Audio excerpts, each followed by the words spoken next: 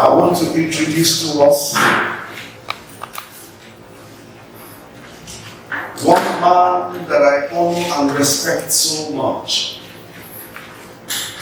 an authority in the hospitality industry.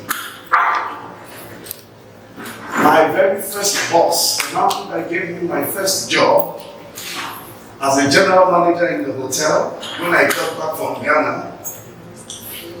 The man that was my first consultant that taught me everything I know in this industry. A Colossus. He's been in this industry for many years. Very educated man. He has PhD, not honorary, and from the Imo State University. An accountant of repute. Hey, you will hear him now, you will know what I'm talking about. He knows this job like, my God, there's no department in this job. He will tell you everything, everything you need to know, he will let you know. Please, without any further delay, I'd like us to stand. As I introduce to us, please stand, let's receive it. Please stand.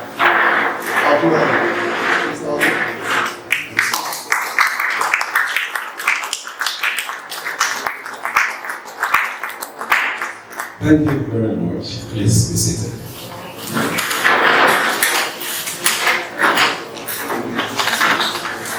Like he rightly said,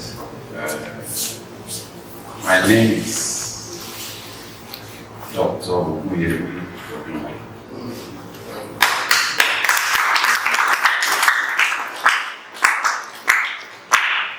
I'm one of you in the industry, so we're together. What we're going to do today will be very interactive. Interactive in the sense that you will be able to make your contribution, because if I'm just talking to you and you're not talking to me, it means we are not communicating. But we're going to discuss. It's going to come in form of discussion so that I can sink into you. Thank you.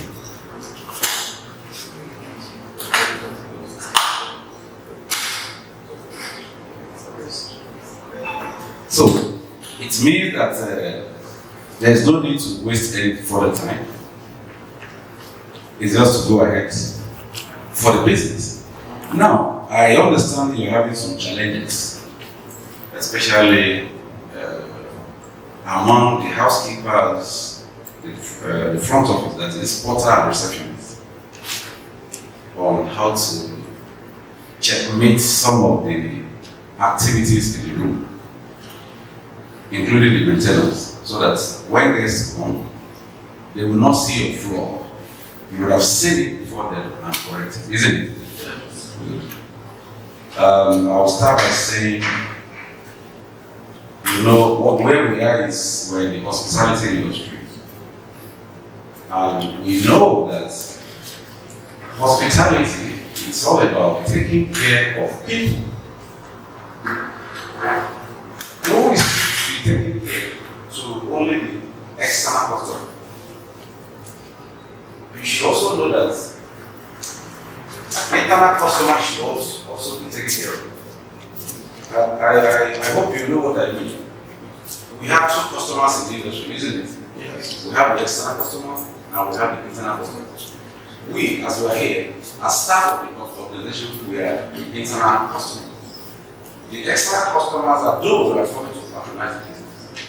And the reason why we are here, the reason why the internal customer is here is to take care of the external customer and also take care of the internal customer. Because as we are taking care of the external customer, we also take care of the internal customer. So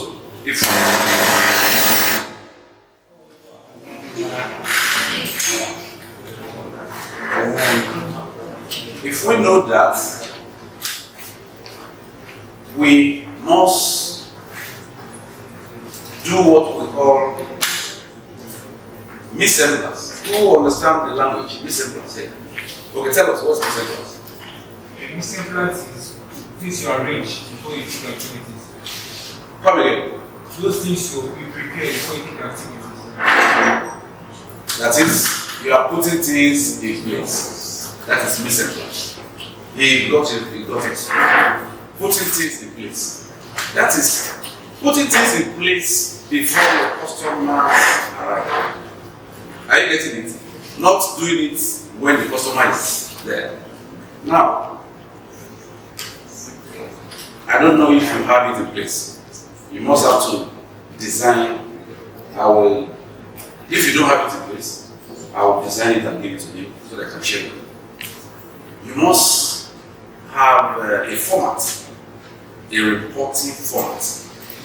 Now, what do I mean? From the front office, there should be a report to the housekeeping. The report will contain what we call occupied room. This report from front office will tell the housekeepers the number of rooms occupied for the day. So, the housekeeper too, we also have a report to the front office, telling the front office the rooms that are ready. Let me break it down, because I just went into that business. What do I mean by occupied room? That is the rooms that are occupied by the customer, the room you are checking people into, the room that were used for a particular day. Then, that of housekeeping to the front office is to tell the front office the rooms that are ready for sale. You know, the front office is not working directly inside the room, isn't it? The housekeepers are working in the room, and from every checkout room, the housekeeper, while cleaning the room, after cleaning that room, is expected to check all the facilities in the room to be sure that they are functional. If there is any fault in that room, it means that the room is not ready for sale. Are you getting it? That room is not ready for sale. That is why there should be a report from the housekeeping to the front office. Because if there is no such report, the front office may be making a mistake by selling that room, and the customer will get in there and then find out that you are selling bad, and that can bring breakdown of service. Now, let's come back to the front office. Front office, apart from the security, which is the first contact, the front office, which is referred to as reception, it's a place where you receive the customer, isn't it? And as you are receiving the customer as a receptionist or front office staff, be you a porter, receptionist, the supervisor, in as much as you are a front office staff, it is your duty to welcome your customer into the hotel by simply telling them, welcome to Rento Hotel. Welcome to Rento Hotel. This is what is expected of every staff in the front office. And the same thing is applicable to every other department. Take a restaurant, bar, and all that, for instance. When a customer walks into your department, it is expected of you to welcome them into their department. Welcome to Rento's restaurant. Welcome to Rento's bar. Are you getting it? And then you offer them seats to sit down. Now, when that is done, in the case where a customer comes in and he wants to stay in a room, wants to make use of a facility, having welcomed the guest to the front office or to the hotel, it is expected you are expected to present your tariff to the customer. After looking at the tariff, he will make his choice. After making his choice, you present a form you will fill to get his data. And while getting this data, you must take note of certain information about them. Remember, you usually give manifest to the relevant authority. And there are certain information that must be in that manifest. Those are who is working in front of us here? Okay, good. There are certain information that is required that you fill in the manifest. The information must be clearly written and stated in the form, the registration form you are giving to that customer. Most especially the name, the address, the occupation, the phone number, and the signature. And remember that some customers come to the hotel without disclosing their identity. You must know how to identify your customer. Ordinarily, if you go to the US or UK, as a Nigerian, if I get to the UK and I'm checking into the hotel, the first thing they will ask me is my passport. In some cases, you will deposit your passport with the hotel management, and it will only be given to you at the point of departure. That is to tell you that they are trying to identify me as a person. The same thing is applicable here. I know some of our guests are not really willing to, disclose their identity. And when you tell them to show you their ID card, they tend to be funny. Even when they give you ID card, it will be fake ID card. Are you getting what I'm saying? So giving ID card doesn't guarantee that it is authentic, unless you are giving the international passport that shows his name and every other information about him. They call it data page. And you should also know that it can also be doctored. Are you getting it? But you are not going to be looking at that. You will do your bit to make sure that you get the necessary information. There are ways of confirming guest phone number. If you can get the right phone number of a customer, you have gotten everything written.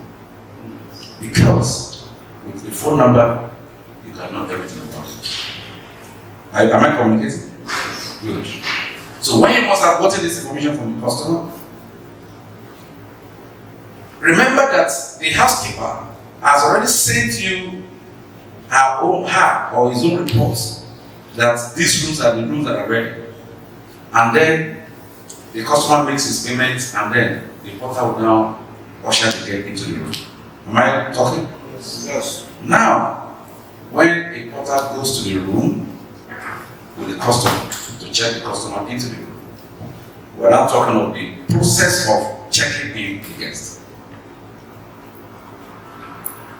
When the porter takes the guest to the room, it is expected of the porter to introduce the facilities in the room to the customer by telling the customer, we have the TV here, we have the AC, this is the switch, we have the fridge, this is the switch, we have intercom, we have telephone directory in case you need to call restaurant, bar, reception, and all that.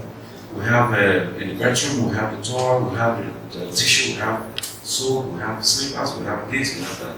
It is the duty of the porter to introduce the facilities in that room to the customer. You know why this is done? You have to do this because in some cases, a customer that has tissue, soap, and all that in the room, people will call and tell you, I don't have tissue in my room. I don't have soap in my room. The front office staff here, have you witnessed such a thing? Yes, sir. They'll tell you it's not there. But by the time you introduce it to the customer at the point of check-in, he knows that you know it's there. You have introduced it to him. Are you getting it? So that way, because why they do that is, one, you may have a guest, he doesn't want to use the same towel with you. Tell you, there's no towel here. Meanwhile, the towel is there. And there are cases you can decide to give your guest 2 towels. Depends on the category of room you have. There are rooms that are entitled to 2 towels. I don't know if you have that here. But for the fact that they want to, the guest may have something in mind, which you don't know. That is why everybody in the hotel must be a security. You must be watching your customers. Because a lot of things happen in the hotel. Remember that you are housing the good, the bad, and the ugly. The good, the bad, the ugly. You are housing everybody. It is not written on the face that this person is a good person or is a criminal. But it is left for you to open your eye and identify your guests. That is, know your guests. Having checked your customer into the room and introduced all these stuff, it's not just checking them into the room and leave. You must put them on to see that they are also functional. Now, when you do that, the room that was reported good may become bad, even at the point of checking. Are you getting it? Because anything can happen at any time. In the process of putting them on, and you found out that there is a problem in that particular place, all you need to do is you quickly make a change for the customer, and then you come down and call the attention of the maintenance to that particular room. While you are doing that, you should have what we call report book. Aside that of your report to housekeeping, you should have a note where you write your reports of whatever happened during your shift. This one is applicable to everybody. If you don't have it, introduce it. There should be a report in all the departments. Be it kitchen, restaurant, bar, security, everywhere. Because this will go a long way to help the manager to know exactly what has happened, even when he was not around. And it is the night duty supervisor should be able to collect all these reports and then summarize it in his own reports, so that because the manager will leave in the evening and then the night duty person will come, and then the manager will come back in the morning. The manager will go through that report that is collated from the department and then be able to look at it and know where to start his work for the day. Now, we have just talked about the check-in. Now, there's another thing we call checkout. Checkout involves your guest clearing his bill in all the departments, and the porter going to the room to check the room, to check these facilities if they are damaged or they are okay or there's a forgotten item and all that and all that. In case a customer leaves and then left an item in the room, that's forgotten item, you should also have a register called Forgotten Item Register. Are you there? Forgotten Item Register. So this item that is forgotten should be recorded in that Forgotten Item Register. And you will have a column, the dates, description, that is the item that is forgotten, the room number, the name of that customer. and then the porter that brought it down will have a column to sign, and the receptionist also have a column to sign. And then there's a column to sign again when it is being sent to the store, where such item will be kept until the customer comes back to pay. Now, in a case where the porter goes to the room to check out the guest, if there as the guest is settling with the receptionist, the porter goes to the room. You don't actually need to come down as a porter to tell the guest that he has damaged something, or this is what happened, or whatever, or he has forgotten something. If you see anything that is forgotten there, and the guest is still around, all you need to do is to call through the intercom to inform the receptionist. I'll tell you of the case. There was a time a customer used a particular room, and the customer took the television, opened the television, removed the panel in the television, and coupled it back, and put the panel in his own bag. Funny enough, when the porter got to the room, he didn't check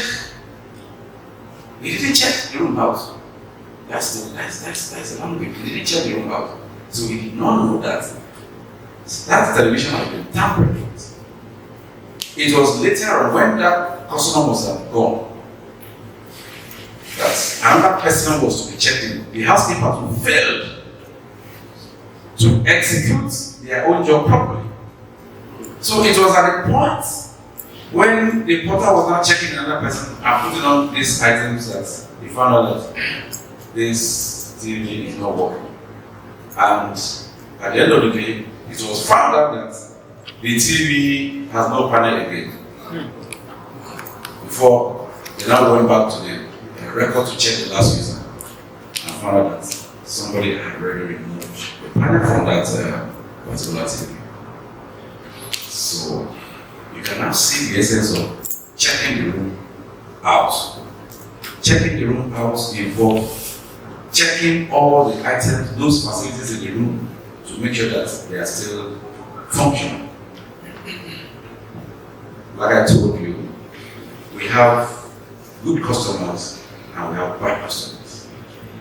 But it is our duty to manage the good, the bad, and the ugly.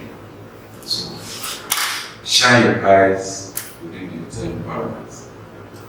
It is not written on the face, but psychologically, you can deduce from some guest attitudes and be able to know the kind of person they are.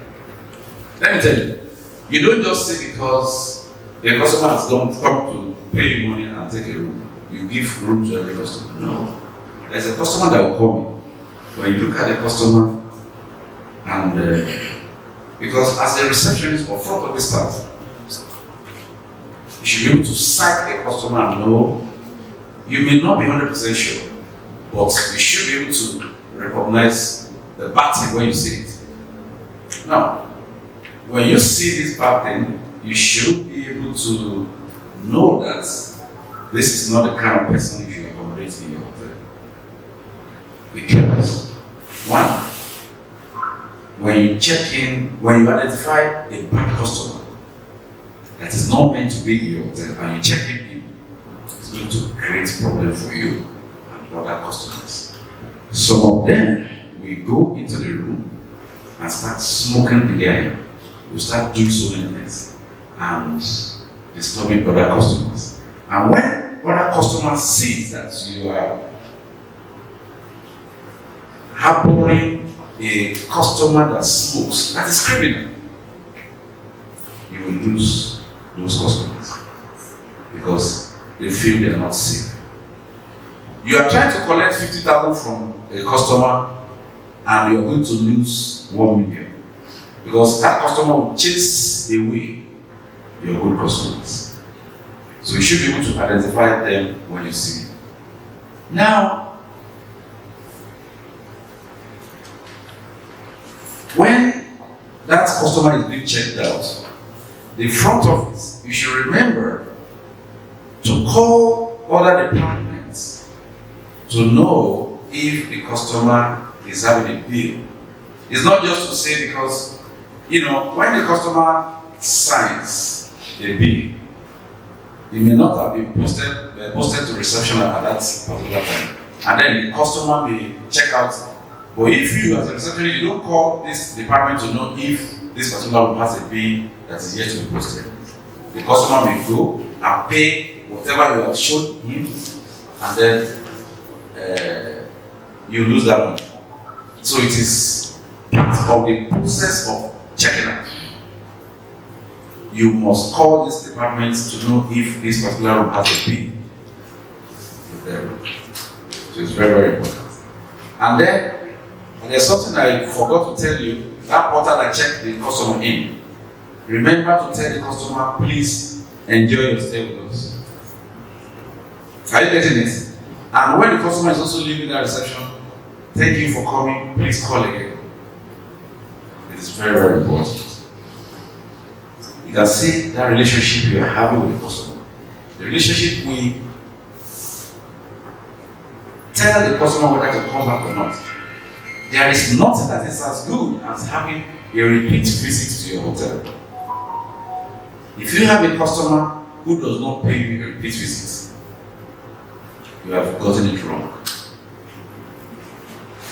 That is why we talk about good customer service and then bad customer service. Remember, there are two reasons you may lose customers. One, when the customer is poorly treated, and when you fail to respond to the customer's request. These are two major reasons why you will lose your customer. And you know that if you lose your customer as a result of bad customer service, you have lost 100 customers. Because that one customer will tell about 10 persons about his experience in your hotel. And the 10 persons will also tell like six persons. And those 6 will also tell like maybe like four persons. Before you know it, you have lost 100 customers. So you must resolve whatever complaint you have from your customer before the person leaves. Learn to appreciate your customers. Now, when we now talk about the relationship among that front office, the housekeeping department, the maintenance, you can say that you should work together.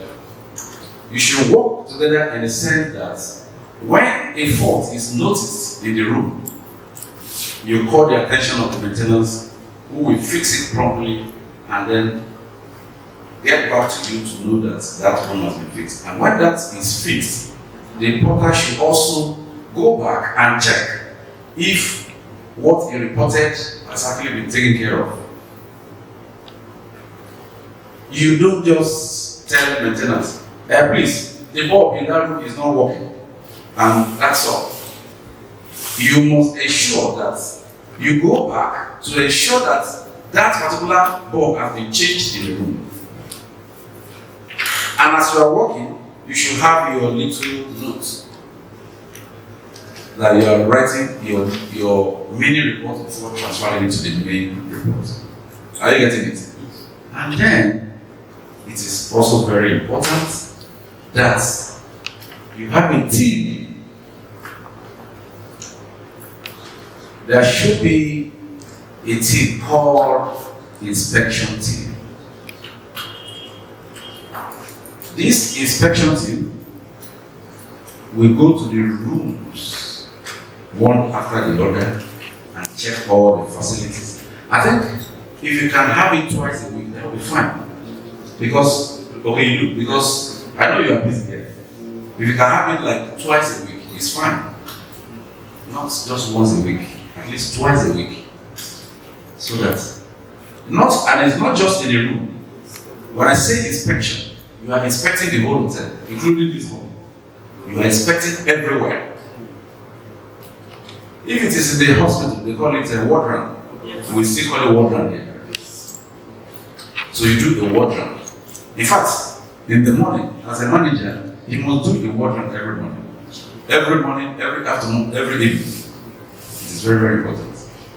And as the unit head, you know you have your own role to play. Because it is now your job to simplify that job for your manager. If you fail to do your own job, it will tell on the job of your manager and you will tell as a whole. So that inspection team, after your inspection, you should be able to tabulate whatever problem you have noticed. And then, not just go for the inspection. When you go for the inspection and you just keep the report, you have not done any inspection, are you there? You have not done any inspection. When you do your inspection and you are able to come up with the faults, the problems in all the sections of the hotel, then you now begin to learn how to fix them immediately. Hotel is not something you see a problem here and just keep it like later. It's not like later.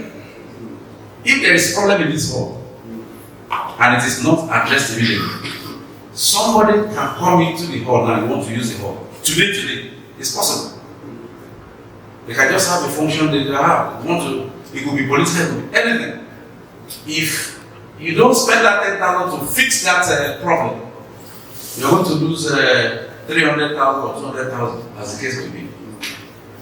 Because when they notice the fault before you, it means you are not doing your job. It's just like a guest noticing a fault before you notice it. There is breakdown of service. And that is what we should avoid. So, I want to, like I told you, I want it to be interactive. I want to hear you talk about this. I want to hear you ask questions. I want to hear you make a contribution. I want to hear you talk. You must have had experience in one way or the other in the course of doing the job. So, I want to hear from you. Thank you.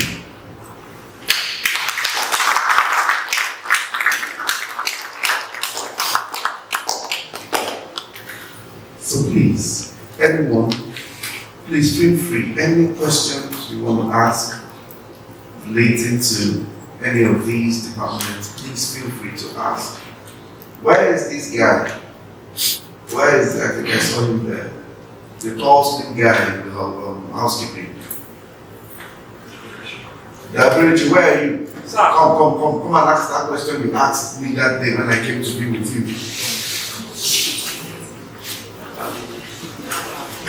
See, be very relaxed to ask your question. You understand? Don't be afraid. I'm not fearful. Okay?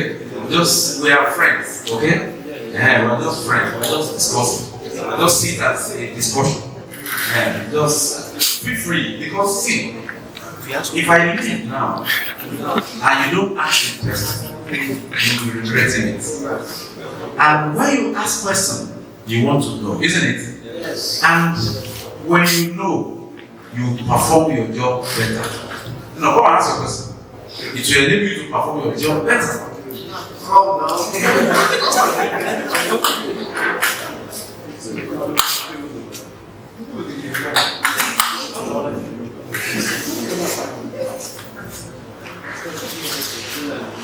Remember the question you asked me? Can you still remember the question you asked me? Your fears of entering the room. How are you now going to be entering the room? Can you remember that?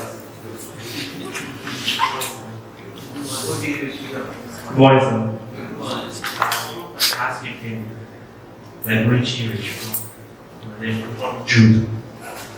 So my question is, most times we do have this issue of entering in a guest room, and when you must have finished cleaning their rooms, they will come back to complain about the missing items. I'm looking for my money, I'm looking for my phone, some of it. Now, my question is this. Should we the housekeepers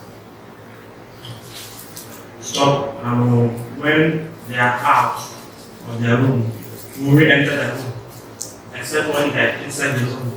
When they're inside the room, that we should clean, or when they are not inside the room, we should just leave till they come back.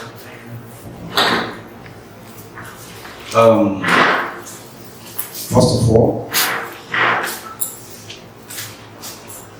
we need to build confidence in ourselves. We need to be pure when we are doing our job.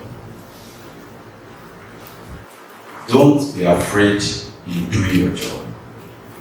Just make sure that you are not a thief. You are pure on your own. Now, I don't know if you have this tag.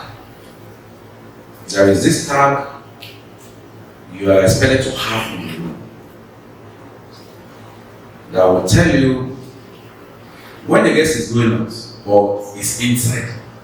He will hang this tag in front of his hand, the door handle. I don't know if you have that tag.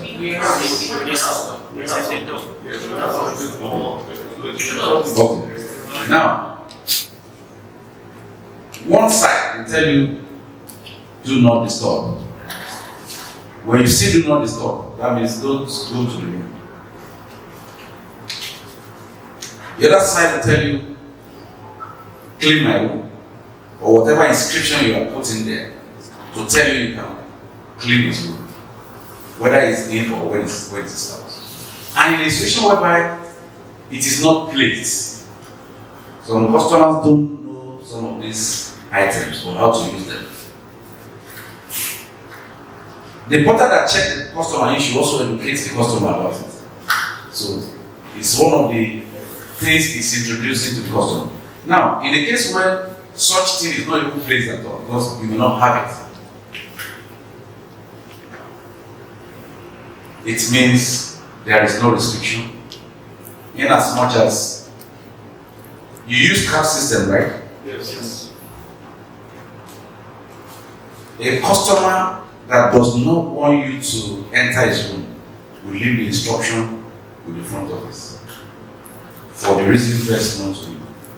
But if no such instruction, it means you are free to clean it. Now, you are using the card system. It means it is very easy to track whoever enters any room because the system will show it. At any point you use card to open a particular door, the system will show that so card was used. We have what we call the guest card. We have the floor card. Probably you're using floor card. The floor card is for each floor. Can open any room in each floor. And then you have the master card that can open any door. The master card should only be held by the manager, while the floor card is for the housekeepers. So at any point, the floor card is used to open a particular door. The system shows the time and everything. So you can see that it's very easy to trace. I don't know if you are using your system properly. It's very easy to trace whoever goes to any room at any point in time. And also, you should have a functional camera in all your passages. Yes. So, the issue of somebody enters the room without authorization can be minimized. Now, there are cases a customer may spend money somewhere. He has forgotten that he spent the money somewhere. Come back to the hotel, and then he can't remember whether he spent money or not. He will just say, I'm looking for my money. It happens. But I'll tell you how to handle it. I want to tell you a story before I tell you how to handle it. One day, I was working as a front office supervisor. This thing should be close to 30 years or 20 years. The customer came back from US and lodged in the hotel. Came in with his box and he's been there. When at a point he called the attention of the receptionist that he's looking for his dollars. That was about $1,000. Then, so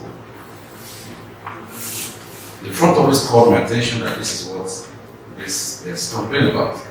That time, the hotel I was working in was not using key card, just a normal key. Now, I went into the guest room. Remember, when you are going to the guest room, you know the rule, right? What's the rule?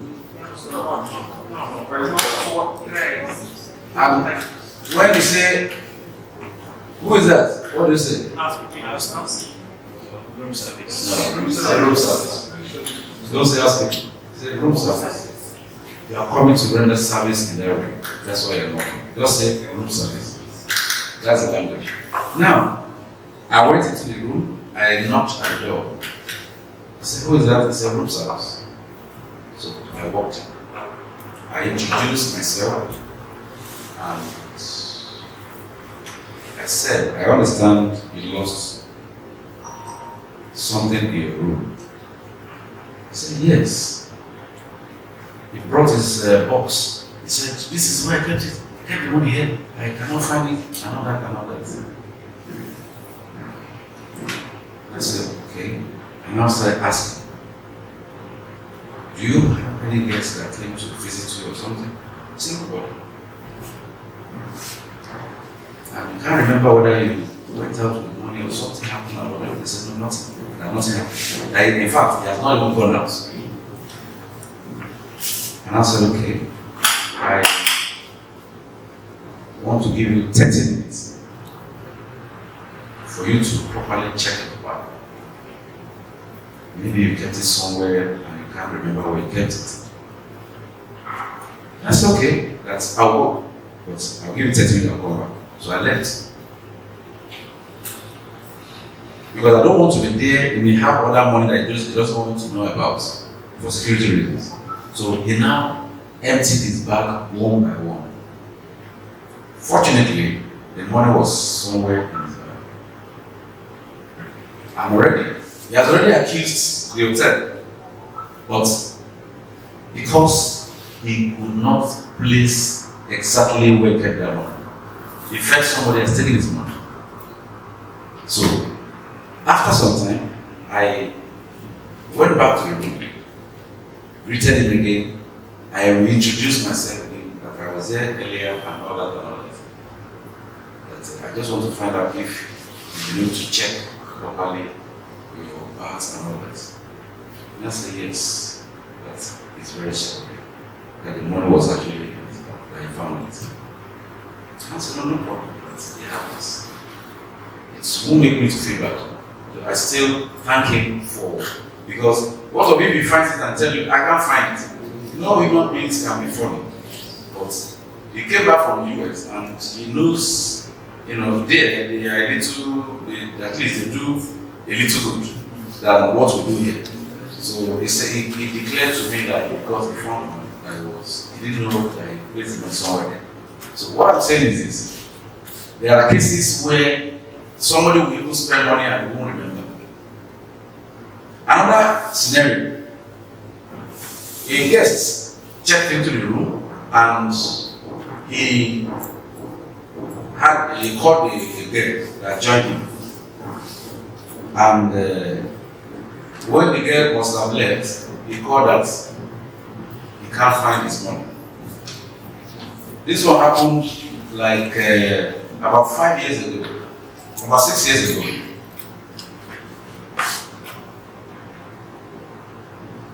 What he did was that I want to see the money, That money was 150,000. So when I got there, I greeted him as usual. He said I should sit down. I sat down and I started explaining to me that he kept his 150,000 here. And he had a guest If I gave the girl 2,000 to go and buy something, the girl came back. They stayed together overnight.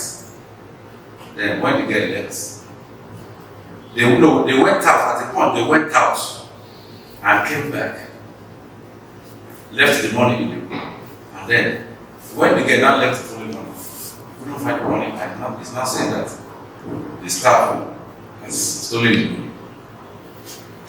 So I did not know he had a guest. I was just trying to find out what has transpired. So it was when he told me that he had a guest, he even gave the girl 2,000 for money to go and buy something, and all that and all that. And I said, do you know the girl, that girl before? He said, no, he just met her. It's okay. And now he said, okay, I'm going to do something. And I went back to the camera. I took it to my office. I went back to the camera to play the camera. Because he left an instruction, nobody should clean it. So nobody entered the room. And since nobody entered his room, I watched the camera from the time he checked in. He saw himself while checking in. And we played the camera all through. I took my time, we played the camera all through. And he saw that nobody entered that place. And I told him that the guests he brought in must have clean. Because he saw the camera functional, we were able to see everything. There are ways of investigating some of what the last speaker asked. That should they stop going to clean the guest room or something like that? No, you must do your job. But do your job diligently. Do not tamper with any customer's item for any reason, because it's going to bounce back on you. Do not tamper with customers' item in the room. Go to the room and do your job. And do not be careless about your floor card. Leaving your floor card anywhere where somebody can just take and open the door is another dangerous thing. It is not you are cleaning room, you just keep the card somewhere. If you are cleaning your room, you have your purse where you your pocket where you keep your card. And when you are done, as you are cleaning your room, remember to ventilate the room. Open your window for fresh air to come in, and then allow some ventilation. You see, if you are doing your job, you don't have anything to fear. Customer must complain, definitely. But the way you handle the customer will tell you if you are pure or not. Now, if you are sure that you did not take anything from the guest room, you don't have anything to fear about it. I've told you there are ways to investigate it and get to the point. You get to know there's a floor card. If another person opens that room, the system will show that somebody else has entered the room, and this thing can be traced. And if a customer is also careless about his item by inviting the guest that's a stranger, if you invite a stranger, you should know that you should not leave your room just like that for a stranger. Because you know this person is just a 1 day friend or 2 days friend. If it's a 1 or 2 days friend, it's not a permanent friend, it's not a known friend, it's just a passive friend. So if you are dealing with a passive friend, it's not, you don't give yourself to the devil just like that. So if that your friend takes anything from you, you may not even have anyone to place it. So it is very important our guests to take care of their items, especially when they are dealing with strangers. You know, like I call the passive friend stranger because it's just a 1 day or 2 days friend. So that's, I don't know if I've answered your question. Yes, sir. Good. We want more questions.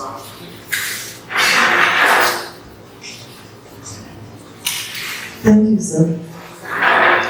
Just like you said, I have one question to ask, but before I ask, I just want to tell you that what you say, like the passing friend, we've had series of cases like that, and it happened that it is the girl that they brought that took the thing after watching the visit. But I have one question to ask in the issue of do not disturb. You know, like you said, we are also intelligence officers, especially at that front there. We watch people, we watch their movements and everything.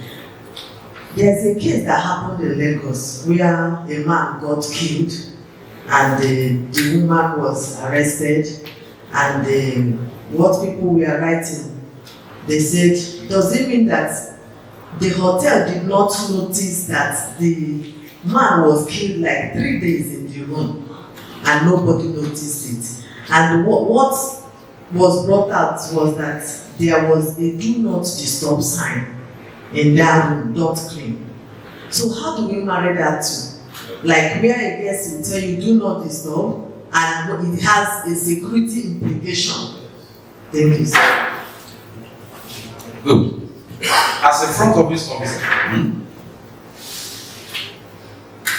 when you see two persons go into the room and one of them is going out, it is your duty to call that room.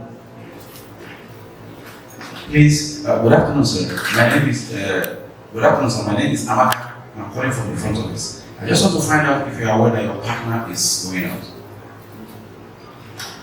Are you getting it? Yes. It is your duty. Be it a man that is going out or a woman that is going out, it is your duty. Nobody leaves the room without the knowledge of the other person.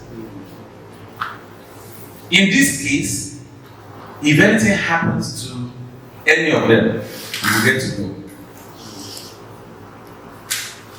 All you need to do is, excuse me, are you going out? Okay, please let me talk to your partner. Just die the room. It's not that it's going out and you just leave it to go. They should know that, every guest should know that it's under control. You must control your customers because anything can happen. One happened here at Ibis. It happened there. And another one happened. It happens everywhere.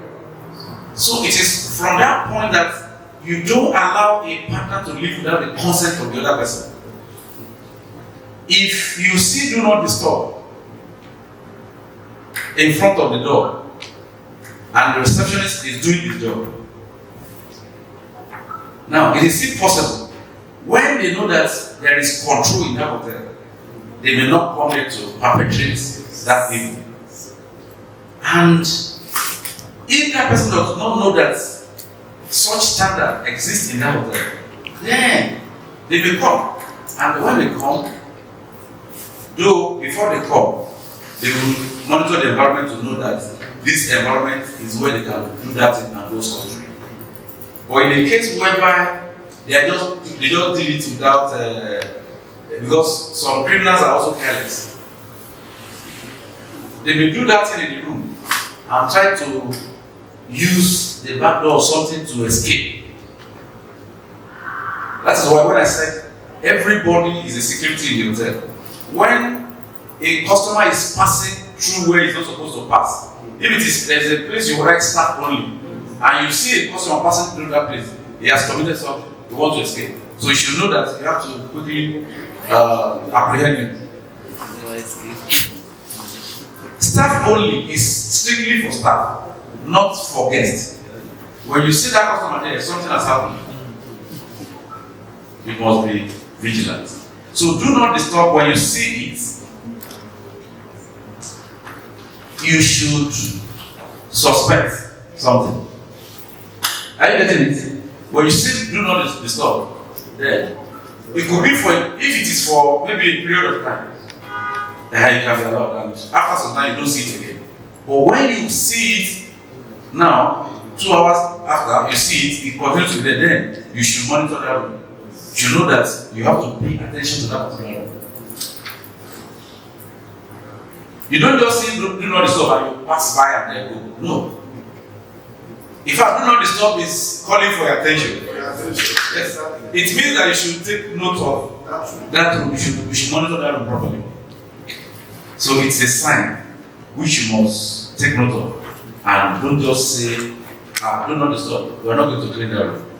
In fact, when you see do not disturb, the housekeeper should tell the supervisor, there is do not disturb there. The supervisor will not say, okay, you're not going to monitor. In fact, it will just be passing through that passage and monitoring whether there's anything happening. So do not disturb. He is telling you to pay more attention to that. Thank you. More questions? Yes.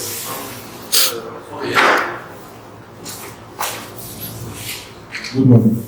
So, in respect to the question, previous question, that I asked. So, what's of the case where the management have ascertained through the CCTV that probably housekeeper doing the room, and then after the whole investigation, we'll find what is that the housekeeper has integrity. And then the guests insist that the hotel stole his money or any of his belongings. What would the hotel do, sir? Now, even when his money is not stolen, he can tell you his money was stolen. Are you getting it? Like I said before, we have the good, the bad, and the ugly. There is this policy. I don't know if you have the inscriptions in front of your reception there that all valuables should be deposited in the hotel safe. Do you have it there?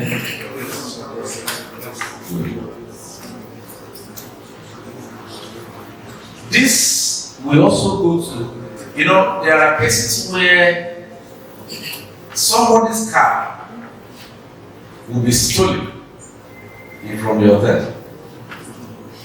And I hope you have your car park. Cars, park alternative. You have it there, right? You see, some of these things I'm asking, don't take it for granted. These are things that will save you in case. But for the fact that you have it written there, that has a part of the patronus written, does not mean that you should be careless with guest property there. No, it doesn't mean that. But it's just telling you that cars are parked on us, because somebody can park a car and tell his brother to come and take the car with his spare key, and then they will not tell you the car is stolen from his hotel. Now, in this case now, you will have to make sure that you tally every car that comes in. I saw the lapses when I was driving into your hotel. You don't tally cars. With your standard, you must tally every car that comes into the hotel. Now, how do you tally them? Just print all this tally. When you print all this tally, as the car coming into the hotel, you issue them tally. And you register the time, the plate number, and the time the car entered. And then, when it's going, it gives you the tally, and you also register the time the car leaves. Some vehicles, some cars, some people are kidnappers. They will come to the hotel, they will go out, some of them will lodge, some of them will not lodge. But through the registration of that plate number, they will know, because police will come. They may arrest somebody and say, hey, I went to Rento Hotel, and they will come for investigation. They want to know whether you did your own job. So it is from that point they will say that, okay, this car came in at this point and it left at so point. They know the duration of his stay in that hotel. So you can say that you have been able to provide information to the police and to help them. They will now begin to ask, this period you stay here, where and where did you, which department did you visit and what did you do? They start their investigation from there. Now, when it comes to the issue of a guest, the internal customer has integrity, and the customer insists that his item was stolen. Like I told you, it could be stolen, but it will not be the internal customer. It may be his guest that came. The management will have to investigate to know who and who that have come to visit that customer. When it is ascertained that somebody came to visit him, then you tell them that it is possible that something happened through the person that came to visit. You can't take the responsibility because you didn't steal the money and you did not deposit any money in the hotel.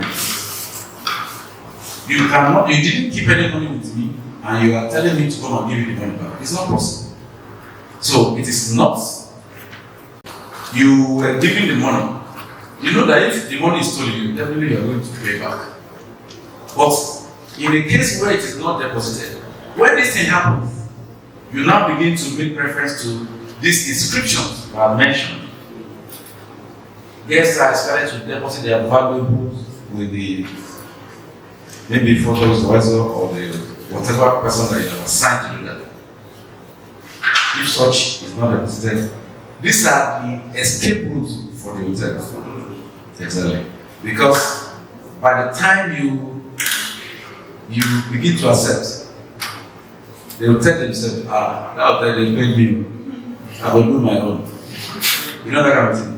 You must be firm, or you must make sure that you have good staff. Good staff that have integrity, staff that are trustworthy. You, the staff, make sure you don't mess up yourself and mess the management. Because if you do that, the whole system will be in a mess. So it is not for you to accept such responsibility when you know that your staff is clean. Do not accept such responsibility. But make sure you don't just hear a complaint from the customer and keep quiet. Investigate it and give the guest back your finding. Thank you. All right, no question now.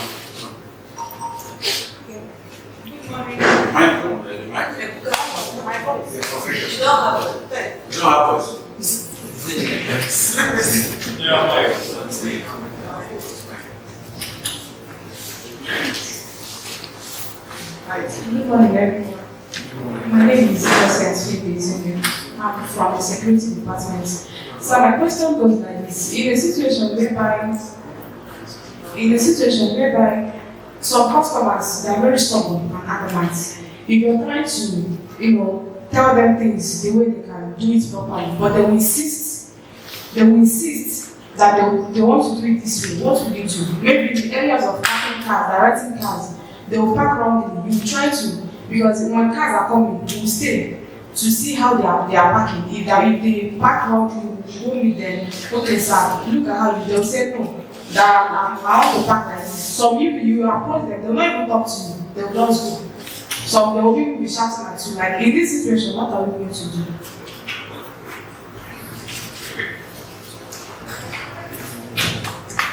It's very common. In fact, when you talk to them, they look at them. Come there again. Have you done that? Yes. Come there again.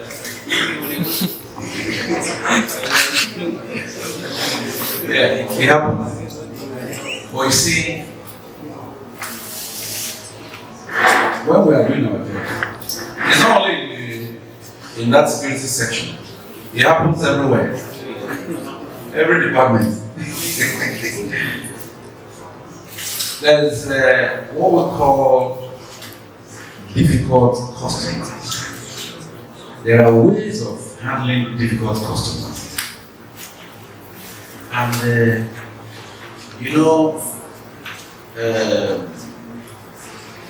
is this word that can make somebody to bring out cutlass.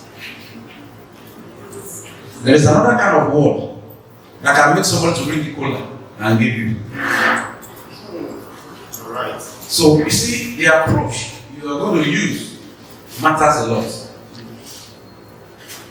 When you see a customer parking wrongly and you approach the customer, good afternoon, sir. Oh, please, I want to direct you properly. Please, can you park like this? The way you present that thing, has a long way to go.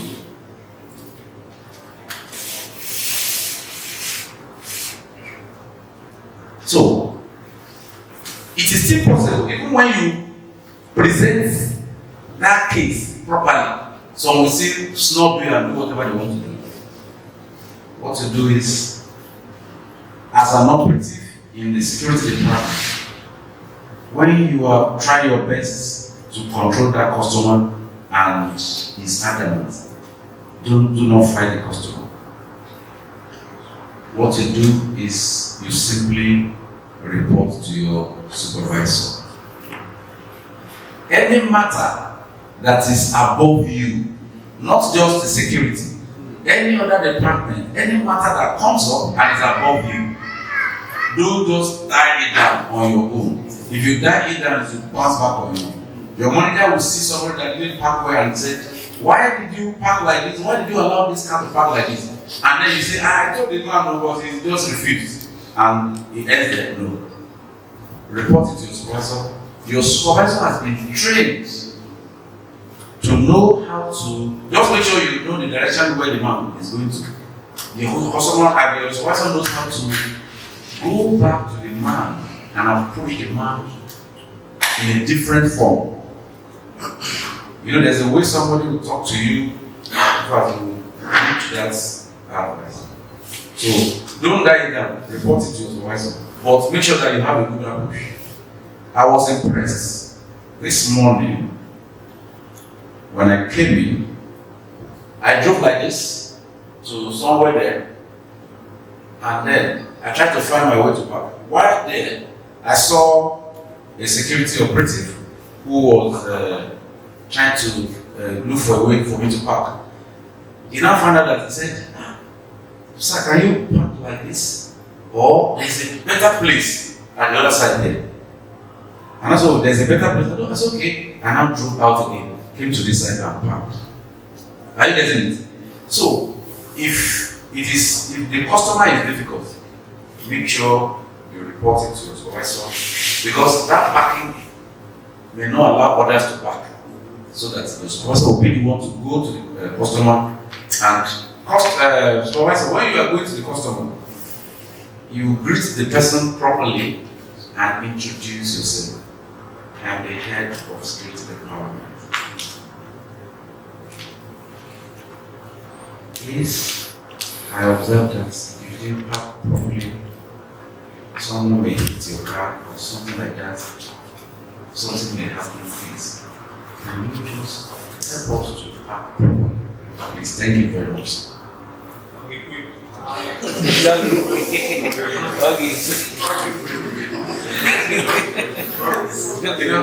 you can say that approach you use now will make the man to come back and park his car. Have I answered your question? Yes. Remember, introduce the tally in that place. It has not happened doesn't mean that it will not happen. One day, this is hotel. It's the business I've been doing for over 30 years. So, if you don't prevent it, it will happen. So, but what you do is, it's not always good to be reactive. Be proactive. You have to be proactive. If you are only reactive, you're only reactive to issues that come up. All these issues that you have, if you have been proactive, there will be no need to be reactive again. So, do it, be proactive. Thank you. More questions?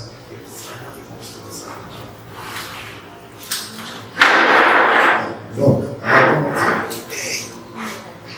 there's this issue that comes up. I have tried to manage, we have tried to provide the solution. We want to hear from an authority now. These high-profile guests who come in with their security aids, with their guns, and of course we have the inscription there. They see it, that no firearms is allowed, and you are allowed beyond. And so they have come in with their firearms. But a few days ago, I had to stop 3 myself from making it to the lift, and I insisted that they should not go because some guests have accosted me and complained and were afraid. How do we solve this firearm issue? These security needs that come with these high-profile guests, how do we solve their firearm issues? They would refuse to deposit their rifles anywhere because I hear they say they must not give anybody their magazines or the rifle? How do we solve this issue?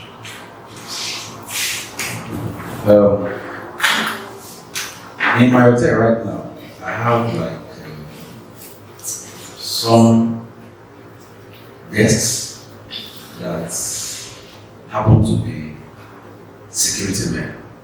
They live there, they stay with me, they are lodging there. And they came in with bomb, they came in with dynamite, they came in with rifles of different types. But before they came, they called me from government house. That's CCCCC. So I'm aware that they are real security men. But in your case, when you see them come like that, I'm sure you have a policeman there. Yes. There is need for your security men. You inform them, you should interface with them. You need to interface with anybody calling with rifle. I'm sure they are trained policemen. They are not just here for ceremony. They are not here for just to sit down and hang around. They have their own job to do. When you see policemen or anybody coming in with arm, your security must interface with them and find out who they are. Your security should be able to identify policemen when they see one. So when it is confirmed that they are actually police, because they may be lodging here, they can't give you their rifle.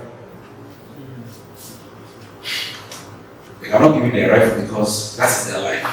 It is better they die than to lose their rifle. That is police for you. So when your police has been able to interface with them and confirm that they are policemen, they are real men, then you will allow them to go. It is clearly written there that firearm is not allowed beyond this point. But when they are going in, your policemen, they know they should remove the magazine. Even when they are going to, if you want to board flight, you will remove your magazine, package it, and then they will now check it in. That's what happens. So before you allow them to book up, they should remove their magazine to avoid accidental discharge. This gun will just fall down and start exploding. It's possible. But you tell your police if they're not aware, because some of them are also very trained. They should remove the magazine and then do it. You don't know the magazine and drop. Yes, they go. But the most important aspect is for your security to interface with them, to be sure that they are police, because some people can also wear police uniform and come for a different thing. It's very, very important. Make sure that you check your camera always and make sure that they're functional. When you have such guests, you should know that there is need for you to pay more attention. And then there is need for you to alert your security men too. That there are some security men there, I think they are policemen or something, but please be vigilant. When you see things around, you know, they say action calls for reaction, isn't it? So when you see something, like I said, like you mentioned, the do not disturb. It's an action, and there is need for you to react. So you must react to it. So when you see something like that, you must pay attention to it. It is a signal that, no, I need to pay attention to this thing. You should have security men patrolling the floors. It's not all about only patrolling the car park. Security men, are you here? Yes, sir. You should patrol the floors. It is your duty to also patrol the floors and make sure that they know what is happening everywhere. It's your duty. I think I've answered your question. One more question, sir. Sorry. I thank God you were here, sir. You are actually the one who first told me about housekeepers and how many housekeepers should clean. And there was the mathematics you gave me. I'm not a mathematician. The thing that refused to stick. But I've carried it in my mind ever since then. Please, sir, I want you to say that I'm having issues with the housekeeping staff. The issue is this is personal to me now. How many housekeepers should we have in a hotel of 82 rooms? And the word is effectively clean. Remember, I brought this matter to you one time. Yes. And you told me, I want you to repeat it. Just That's how many do you have? 81 functional. 81. Yes, sir.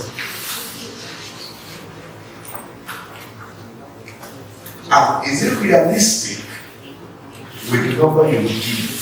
Because I also brought it to other people and they said, no, what if the rooms are big, the rooms are large, you know, and you forced to put those into. Did you see what I did now? Yes, I saw. What did I do? 81 divided by 15. You are expected to clean 15 rooms a day. And if you are cleaning 15 rooms a day, it means 81 divided by 15. You need 6 housekeepers.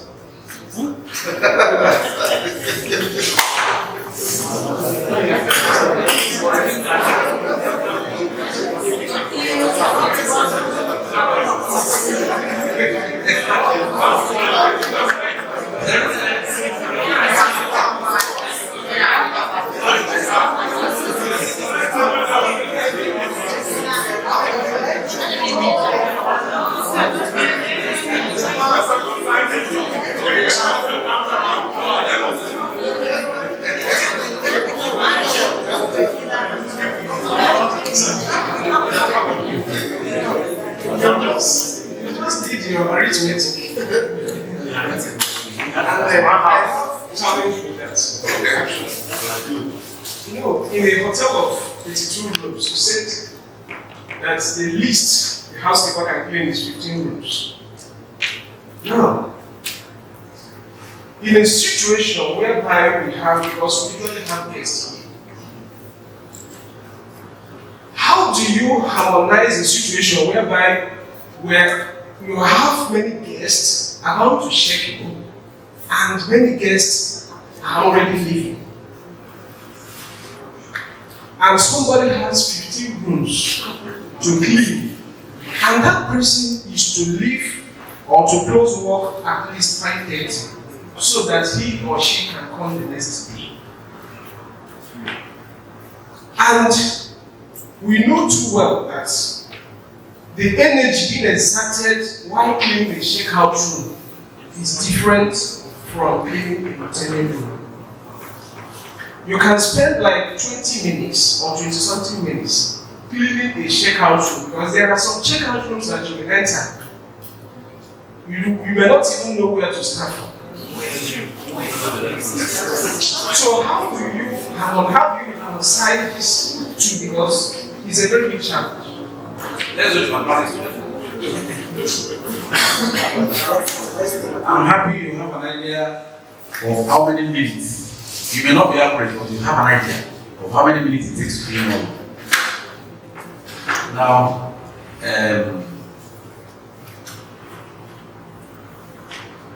take your calculator. Open your calculator.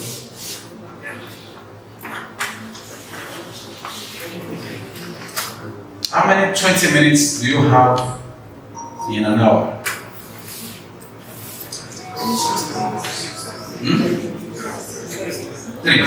Three. It means that you are cleaning 3 rooms in 1 hour.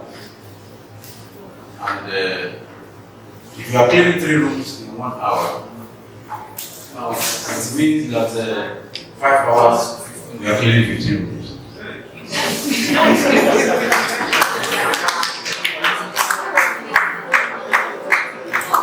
Are you checking the mathematics with me? I'm not a magician, but I'm a very practical person. It takes 5 hours to clean 15 rooms. And even if you start cleaning by 12,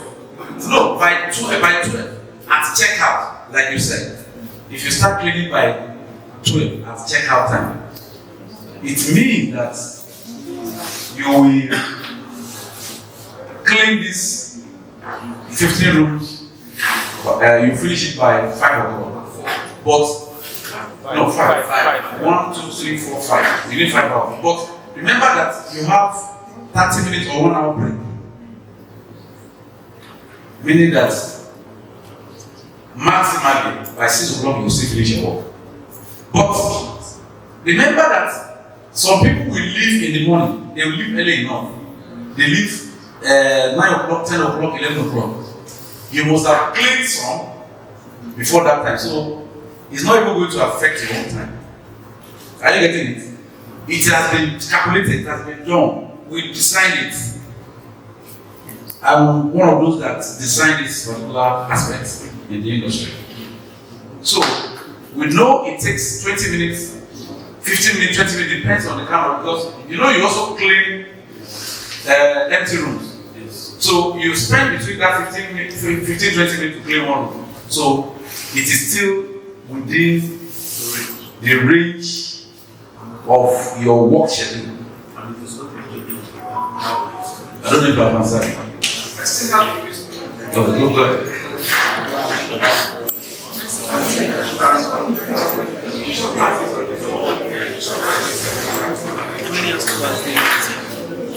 So I like the fact that we are being practical in this. Yes. Because I know my department is more of practical. It's not theoretical. Now in a situation whereby somebody is assigned to clean 15 rooms, and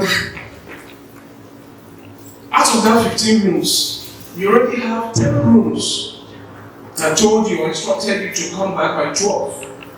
It happens. Some guests will tell you, do not enter my room till 12. And this is somebody who has 15 rooms to clean.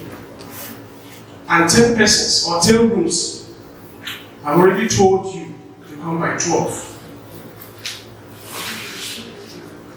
If you take that arithmetic now, it's going to conflict. Going to conflict. And there are some guests who will tell you that come back in 30 minutes time, come back in so time. As you are cleaning this room, the same person who told you to come back by 12 will come back by 10 or by 3 and tell you, why haven't you cleaned my room? So that is why I said that my department is more of practical. And I want us to be more realistic so that because it's a very big challenge. Yes, it happens. It happens. You see, your department, you're talking about this in your department. If F&B comes up now, they will tell you it's okay. There is challenge everywhere. What we are here to do is to provide solution. Solution. Solution is what we're here to provide the customer. Now, coming back to your question, that's a case where some of the guests are not ready for you to clean them. It happens. Some are busy at that point. They don't want to go and disturb them. It happens. But there are some too. If you are cleaning 15 rooms and 10 ask you to come back, all you need to do is to go and face the 5. I'm sure by the time you finish with the 5, you see 1, 2, 3 of them that are ready. You will start working on them. You understand? And don't just say, because this has also happened. Even in my hotel, the guest room was not cleaned. And at about 7, the guests complained that his room has not been cleaned and this and that since morning. When I look at the record, I saw the person in charge. That by then, that person has already come. And I called the girl on phone. Why didn't you clean this room? He said, I went there 3 times. The person said, come back later. She now left without reporting to the supervisor that that particular room has not been cleaned. Now, apart from the 6 I mentioned earlier, you should also have at least 1 or 2 housekeepers per night. Yes, yes, yes, well. You do? Yes. In the case where such thing happen, the night housekeepers will take over that particular job.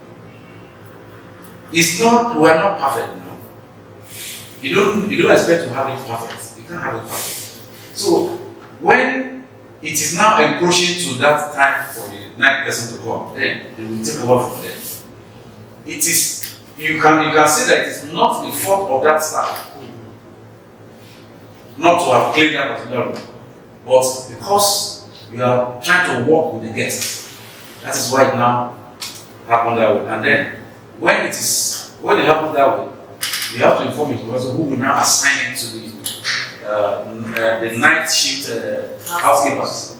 You will not take it up from there. You have nothing to fear. See, just are you surprised us?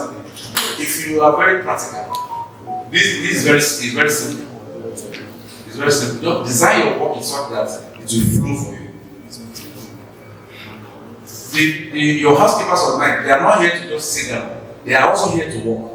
So you should be able to spread the work and make sure it is spread such that it will still make the customer happy.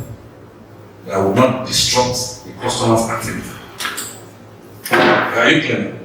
But you still have one.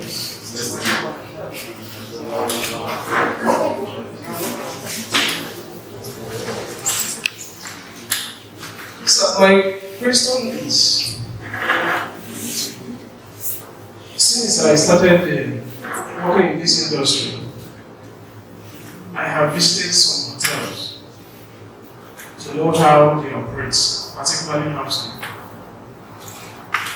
I have gone to about 2 hotels, and they have this instruction that cleaning of rooms begins from so time to so time, maybe from 7 or 8 in the morning to 3 p.m. I want to ask, is it ideal to clean rooms at night? That is one. The second question is, in a hotel of 82 rooms, is it also ideal for one person to be on night shift?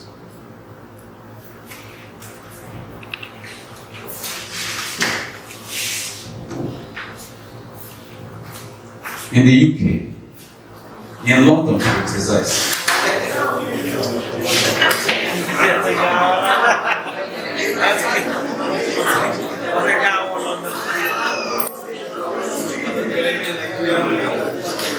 In London, even in the US, there is no housekeeping. Let me talk about London, that I know very well. In London, there is no housekeeper. There is no housekeeper working in the hotel. In some hotels, some do, but in most cases, the hotel gives housekeeping job to the company. Yes, they just come in. They have this specified period. They just come in, do their cleaning, everything, and go. They are not staff in the hotel. They just do their cleaning and go.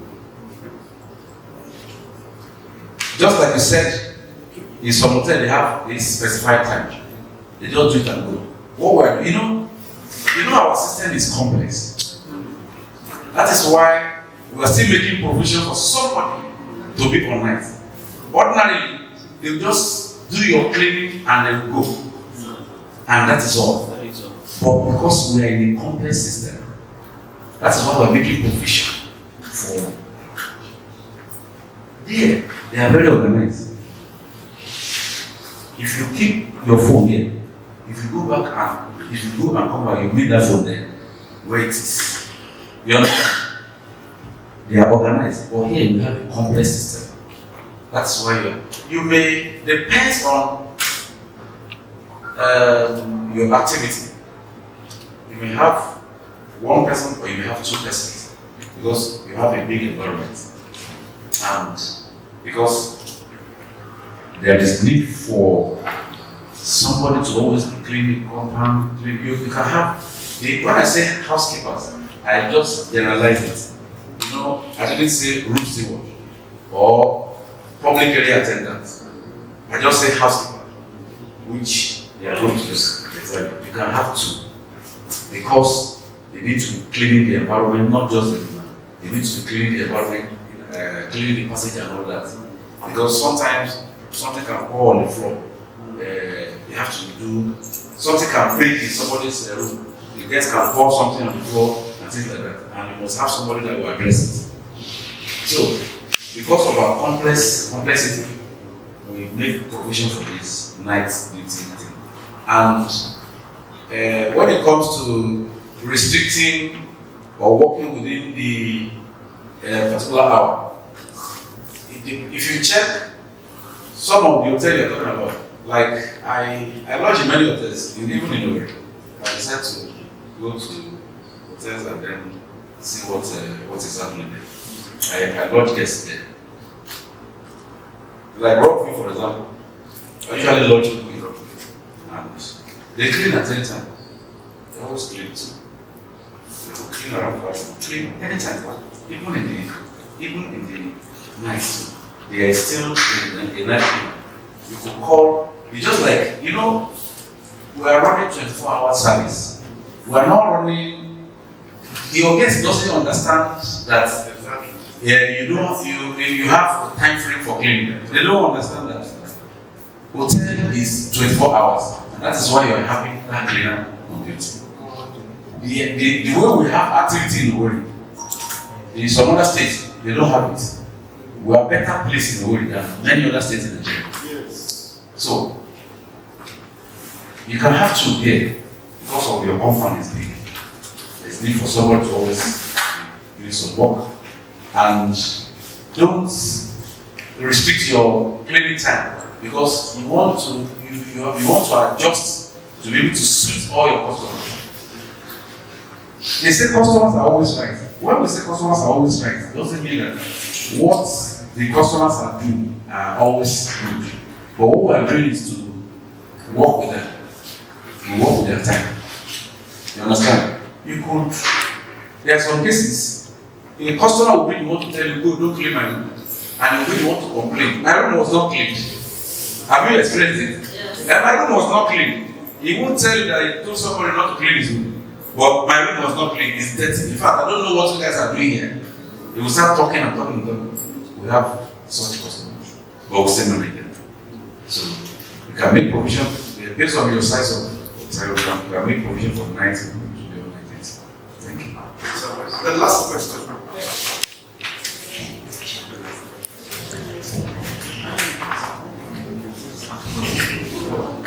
Good morning, sir. My name is Enipuchi and I am from housekeeping department. So I have two questions. One, the issue of guest forgotten item. Is there a stipulated time that the item will last in the hotel? Maybe the hotel have the right to dispose it, or we should just keep it infinitely. And secondly, so how do we handle some guests? Like there are some very hostile guests that are going to the extent of even attacking the staff. How do the hotel handle such people? Thank you.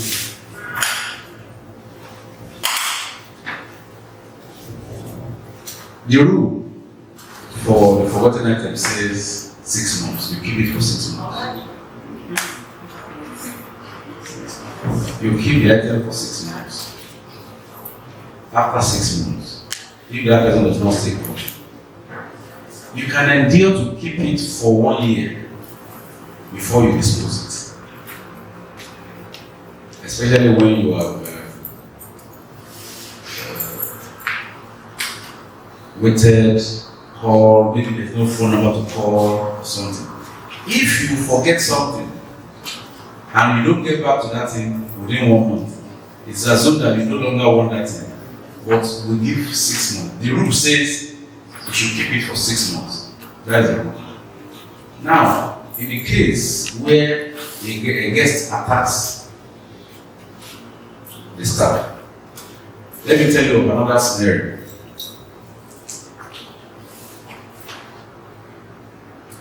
I was managing Newcastle then that year, and there's this very hostile guest who slapped my son.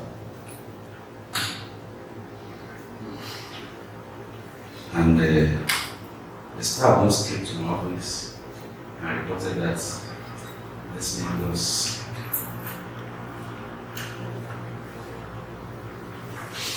I was so furious. Hearing that the guest slapped my staff, I was furious. But what I did was I calmed down myself. Because when a manager hears that somebody beats his staff, you know you're angry. How can you beat my staff? I first of all asked, what did you do?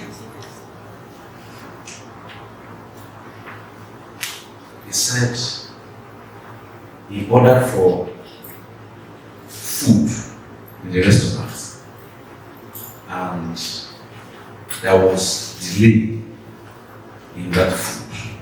The food that is expected to be ready between 20 to 25 minutes came in after like 40 minutes.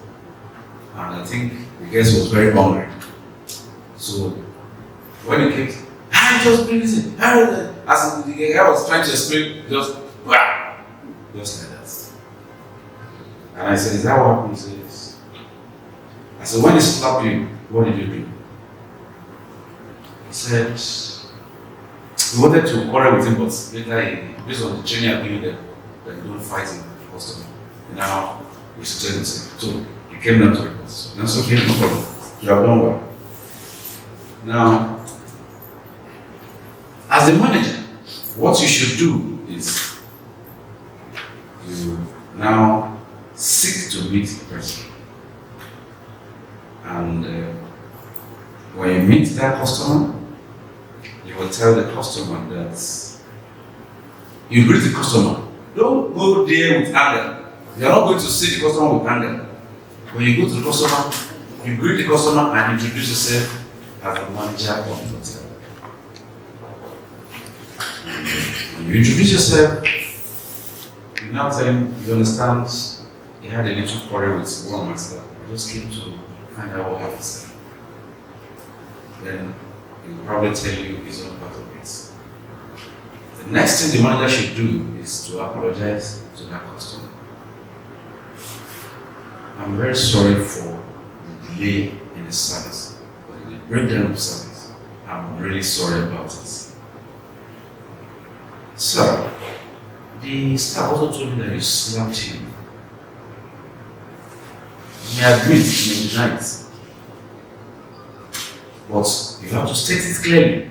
That please, sir, we don't appreciate this slapping our staff. It's not good. It's not, we don't accept it. But we're sorry for this breakdown of service. But please, kindly control your anger in case of next time.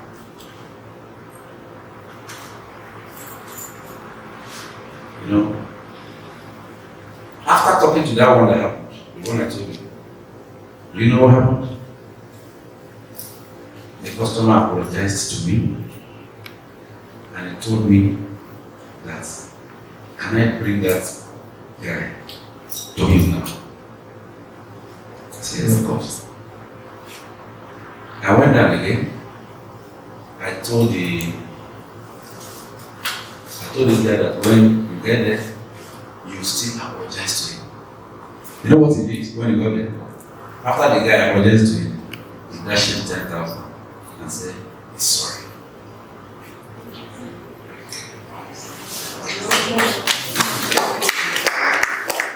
Are you there? So he said, I'm sorry. You don't see. the reason why he slapped that guy is not necessarily because the food came late alone.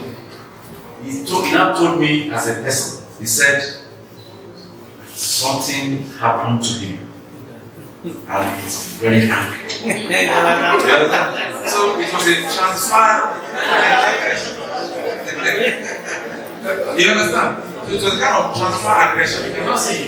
So that is why if you don't take your time to really go into it, you find out that that communication gap will create more problems for you.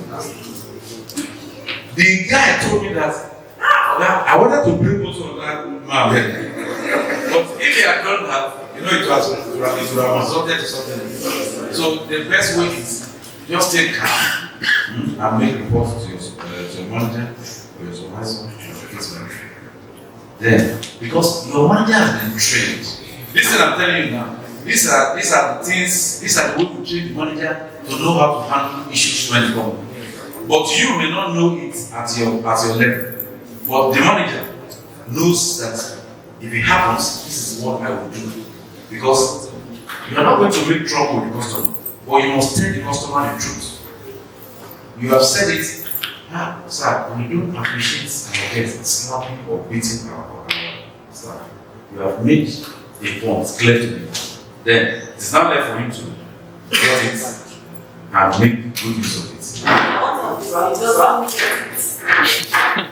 My question is this, based on experience, what if you apologize for the staff misbehavior and now tell him that he shouldn't have beaten the staff, he should have reported them, and he now takes it up and starts shouting and all the rest, and instead of him to mellow down like this one that you said, what do you do? Like, I had such experience not here. When I was at Crystal, the staff, they came back late from club and they were horning for the security to open the door around 2 a.m. Security was sleeping, which means he did wrong. But they came out and they beat up the security, blood everywhere. And when I came the next morning, I was very angry. And finally, when I spoke with them, they fled up. And then I asked them to check out, is he wrong? You two got angry. You got angry and check out. Yeah. You see, like I said earlier, the good, the bad, and the ugly. We have to manage all. It happens most times. They may not get. In fact, as you are telling them, you don't appreciate them beating your staff. They just get angry with you. That's so you even, instead of you to do this, you take calm. One thing is that you have passed a message to you that you don't appreciate the guest beating your staff. That is the message you have passed to you. Whether he gets it or not, you have passed the message. Then you do not flinch up. You may be right to an extent, checking them out for their misbehavior. Because when you go to a public place, you are supposed to comport yourself. And if you don't comport yourself, you are going to be treated that way. Like in that time of the night, they might be drunk, they are going to be drunk. If they are acted as a result of alcoholic,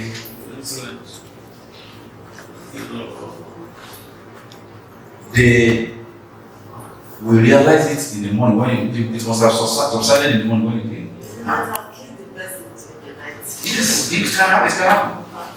But since the person was not killed, when you came in the morning, the person was not killed, good, it was not killed. But when you came, what I'm saying is this. If that thing happened as a result of alcohol and drink, they would have been reasonable enough to say, we're sorry, or something like that. But anybody that does that and is not reasonable, it's not going to be the case. Because it's going to cause more trouble in the hotel. So at that point, that's why I said, what the action you took, you are right to an extent. If a customer is going to cause great nuisance there, the guest will check that. He will check that out of the hotel. Because if you don't check him out of the hotel, he's going to create problem for other guests. Just like I said, checking in somebody that is not worthy or is a suspect, checking in is going to give you problem in the hotel. So the same thing is applicable. When you notice that this person is going to create nuisance in this hotel, the person has to check out. You see, there are cases where even when they have used your facility, they will tell you, no, you have to refund my money. Give them their money, refund them, let them get out. If you look at this investment, somebody has spent money to build this investment, and you don't allow somebody from somewhere to come and mess your business up. No, because they want to pay an amount of money. No, it is better you allow that customer to do it. Anybody that wants to lodge here must be responsible. He must be responsible. So, we are time is fast spent, sir. In fact, we have to have you come back. Sir, you are the colossus. We're going to have you come. Jeff, you are. Jeff, we don't have time again. Jeff, I'll have you. Maybe just start. Good morning, so please, I want to still emphasize on this particular topic that she raised. There is one, sorry, I didn't introduce myself. My name is Chef Goodluck. So there's one particular guest that normally come into this hotel. He's a user and he's a troublemaker. And he always causes trouble anywhere he goes, especially when he sees a group of guests. He wants to show that he belongs here, or I don't know whether he is part of the business or what. And upon that, they will still be giving him room anytime he comes. The other day, he nearly beat up my staff at the pool bar, if not that I was present. And the guests in there were telling him. Upon that, if he reports his issue, it's not taken serious, then he will still be causing problem. So what do we do in that situation? I want you to know that he is part of your business. See, your client is part of your business. Don't view your client as is not part of this business. No, without the guys, you can't exist. We know. Good. And you have provision for the good, the bad, and the ugly. I say it. Now, there are some manageable, ugly business. When you get to the point I emphasized before, it is no longer manageable. When it is not manageable is when you now have to allow that guest to go. But that is not to say that, there are one beings too. Good people are one being, bad people are one being. It is your duty to manage all of them. You can't see, let me tell you, if there won't be problem in this hotel, there is no need for money there. Am I communicating? Yes. There is no need for money there, there is no problem. Yes. That is why, that is in that exchange for the exclusive case. The exclusive case, you can allow the guests to go. But you are here to solve problems. That is the job of the manager. The manager's job is to solve problems. If everything will just work normal, there's no need to employ the manager here. Because everything will just work normal. But because things will not work normal, things cannot go on smoothly. That is why somebody must be there to control these activities. So, see, some difficult people will become your best friend later. There's a particular man is a very difficult person because he knows the owner of that hotel or money. In fact, they are very close. He does anyhow he likes. But after talking to him, one day when he misbehaved, he did that thing you said because he knows the rule. In fact, he's a friend of the owner. I was forced to call the owner that he should talk to his friend. I even this one I said, lived with the owner, you know the owner. Lived with With the the owner. owner. And when I called the owner said, if I meet him in that hotel, I will kill him. You see now? Exactly. So I told I told him that he should talk to his friend. That each time he comes around, he creates a lot of problems. And I told him that if he doesn't change, I will not give you anytime. So it was the owner, since they are close, because I don't want to embarrass him. It was the owner that now called him that they are complaining about you in the hotel. Please, you know it's my business. I don't joke with my business. And we are friends, fine, but I don't joke with my business. I still appreciate my patronage, but I don't want them to have problems. Please, just amend whatever is wrong. You understand? So, if any businessman, if you're a businessman, you know, there's nothing like when you are doing friend business, you want to kill that business. You must be strict about the business. You understand? In the case of what you are saying, when you experience such reports, report it to your manager. Your manager can easily go to the man and say, good afternoon, sir. My name is this, I'm the GM of the hotel. Please, can I see you in my office, sir? Your manager invites that person to his office and talk to him one-on-one on the areas that need to be amended. Don't just leave it, let him continue to be doing it.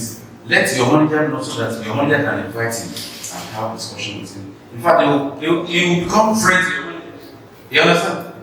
So the manager will be able to handle it at that level because They are friends. okay, they are already friends. They are already friends. So it is his duty. That is why he's there to solve these problems. If there is no problem, there's no manager. So he must be there at any point. But what is important is make sure that the report is you're always reporting issues. If you don't report it, that thing will continue to happen. But report it to your manager and he will take it over there. Thank you. Thank you very much.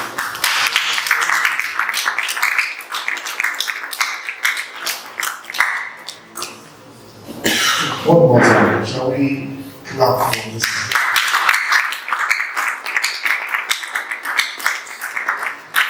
This man is never tired. I remember those days when I was in Zikoni. Each time he called them to say he was visiting, I said, my God, I am in trouble. I will immediately go and check everywhere because we will go everywhere. We'll go upstairs, we go down, we go to the back, everywhere he must see. And that is why I have continued like that. This is the man. One more time, shall we clap for him?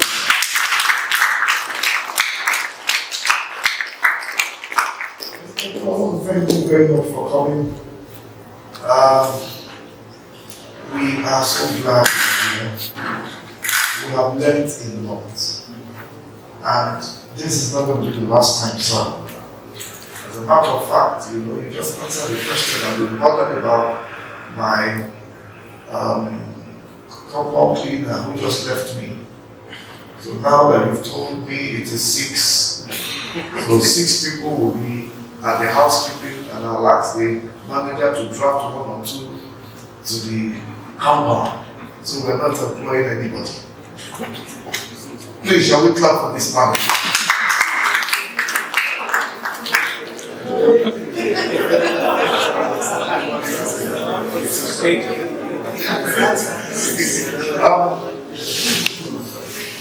Mr. Odun, we're living right now, then we have spent a formidable time learning and knowing a lot of things.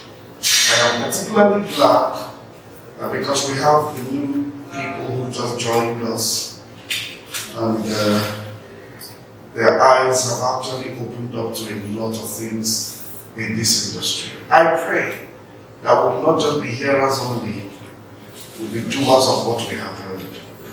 So Mr. Odun, I want to thank you so much. We are going to bring you here again. I know it's not easy bringing you, but by the grace of God, I know you always listen to me each time I call you. Thank you very, very, very much. Let me hand over to you. Thank you. Bye-bye. So, I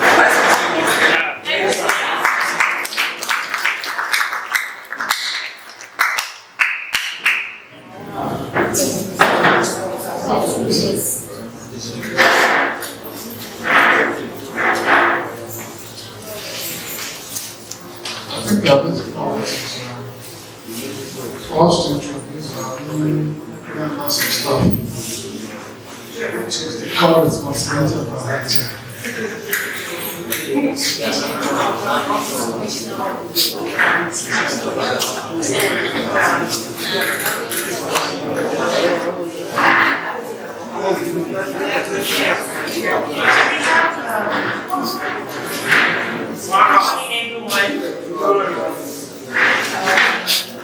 think there are two new staff.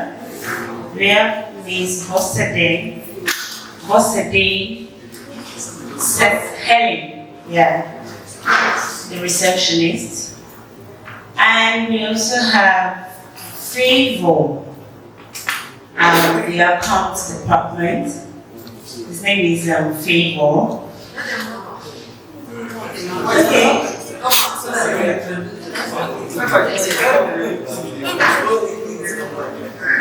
I'm not seeing Favor.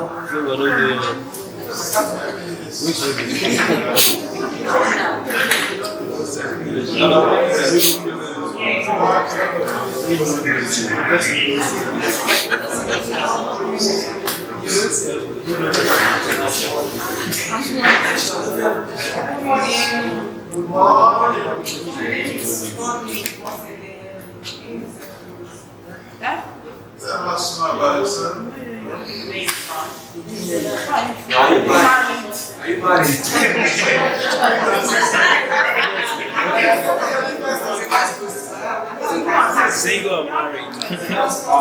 Oh, Maria.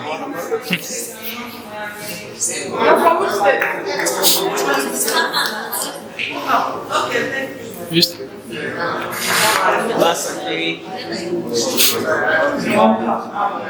Favor, I'm not seeing Favor here. And those are just the two persons that joined me last week. and the premium. That's all for now. Thank you very much.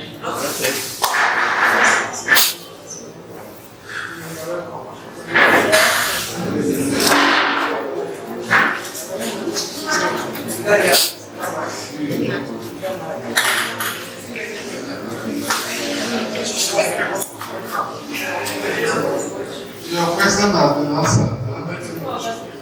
The person that asked whether she's married us. I hope you didn't ask that question in vain.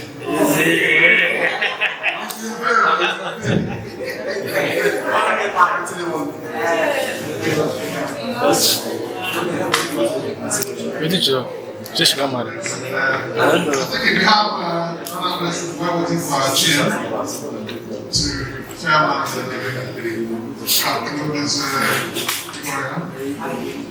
you can ask. We have other questions covering maybe from the various departments and other things. But not asking about the welfare issue. Huh?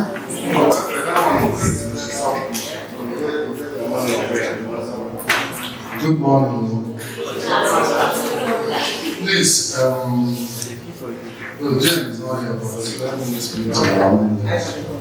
See, sir, please, this issue of this our same bank,